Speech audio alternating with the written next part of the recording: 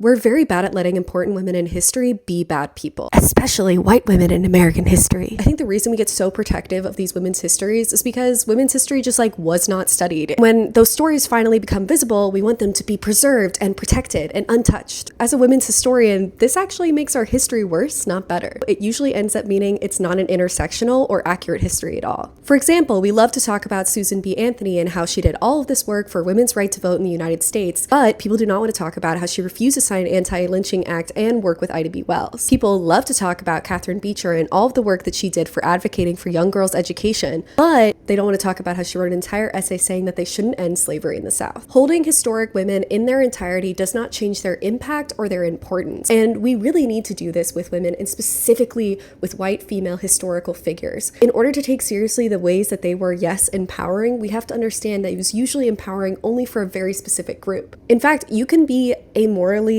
bad person and have a huge impact on history. In fact, that's a lot of history is just looking at bad people doing stuff that shapes things. This is my call as a historian to let women be bad people. And by understanding these women as bad people, we can do better history and we can better understand political and cultural life in America now.